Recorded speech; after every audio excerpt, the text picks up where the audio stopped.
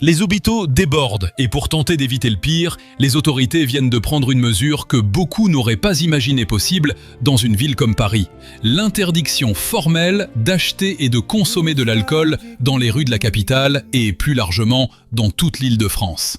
Il est 18h02 ce soir et cet arrêté préfectoral est entré en vigueur. La question que tout le monde se pose, c'est simple, est-ce que quelqu'un va vraiment le respecter ?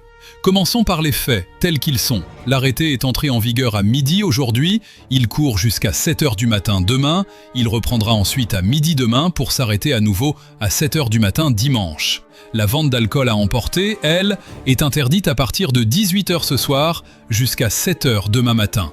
Ce n'est pas une recommandation, ce n'est pas un conseil, c'est une interdiction officielle signée par le préfet, applicable sur la voie publique dans l'une des régions les plus densément peuplées d'Europe. Dans les rues, les réactions sont partagées. Des passants interrogés sur place livrent des avis qui se croisent, parfois se contredisent, mais révèlent tous une même réalité. Personne n'est vraiment surpris qu'il fasse chaud, mais beaucoup le sont par la nature de la réponse choisie. L'un d'eux dit qu'il comprend l'idée de réguler, mais une interdiction totale lui semble excessive. Il précise qu'il n'est pas du genre à se perdre dans l'alcool lors d'un festival, que c'est juste l'affaire de quelques bières entre amis, et que ça reste relativement safe dans l'ensemble. Un autre va plus loin. Par forte chaleur, dit-il, boire de l'alcool déshydrate, et donc interdire, c'est une très bonne chose. Il ajoute même une réflexion qui mérite qu'on s'y arrête. Quand on donne quelque chose, on prend quelque chose en échange. Et une interdiction complète lui paraît tout à fait justifiée. Mais une troisième voix, plus nuancée, regrette la mesure.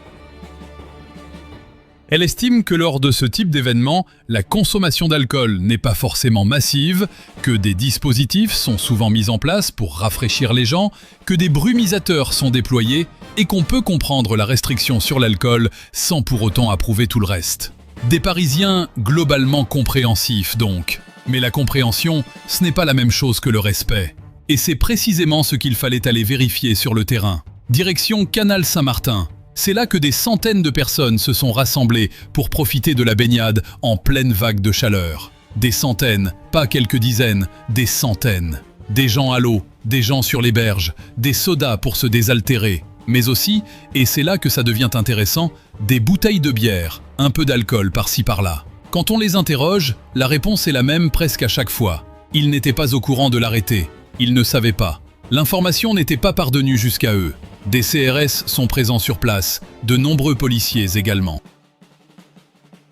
Mais au moment des faits, aucun rappel à l'ordre n'a été observé concernant la consommation d'alcool. Les forces de l'ordre sont là, visibles, mais elles n'interviennent pas sur ce point précis. Et on peut se demander légitimement si elles le feront vraiment. Les policiers ont mieux à faire, sans doute. Mais alors, à quoi sert concrètement cet arrêté si personne ne le connaît et si personne ne l'applique ? La réponse, peut-être, est qu'il a d'abord une vertu pédagogique. Rappeler que par forte chaleur, l'alcool tue. Pas métaphoriquement, littéralement. Et c'est là que la situation bascule dans quelque chose de bien plus grave que la question d'une bière au bord d'un canal. Les hôpitaux sont à saturation. Le plan blanc vient d'être activé. Ce mot « plan blanc » mérite qu'on s'y attarde, parce qu'il ne s'active pas pour rien. Le plan blanc, c'est le dispositif d'exception qui permet aux hôpitaux de déprogrammer des opérations non urgentes, de rappeler du personnel en vacances, de mobiliser toutes les ressources disponibles pour faire face à un afflux massif de patients. Ce n'est pas une mesure anodine, c'est une déclaration d'état d'urgence sanitaire à bas bruit. Les appels au SAMU ont bondi de 75% par rapport à la même période l'année dernière. 75%. Ce chiffre est vertigineux. Cela signifie que pour chaque appel reçu l'été dernier à cette date, les équipes du SAMU en traitent presque 2 cette année. Les gens ont compris qu'il fallait éviter de se déplacer inutilement, qu'il valait mieux appeler avant de foncer aux urgences. Mais les appels eux-mêmes explosent.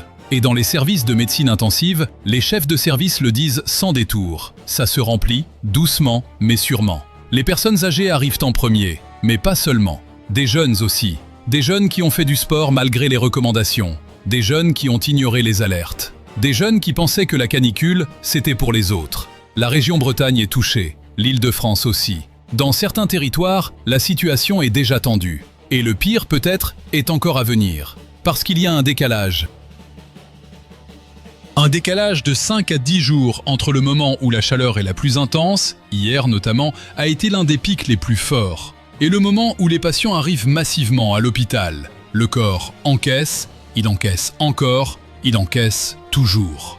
Mais plus la chaleur dure, moins il est capable de compenser. Et quand il lâche d'un coup. Ce qu'on appelle un coup de chaleur, ce n'est pas simplement se sentir mal. C'est être enfermé dans un appartement où il fait 35, presque 40 degrés, sans pouvoir transpirer, sans pouvoir évacuer la chaleur accumulée dans l'organisme.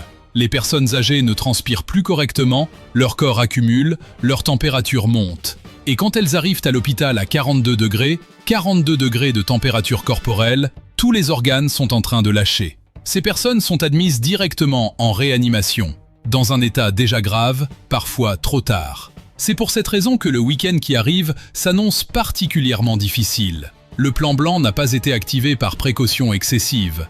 Il a été activé parce que les professionnels de santé savent ce qui vient.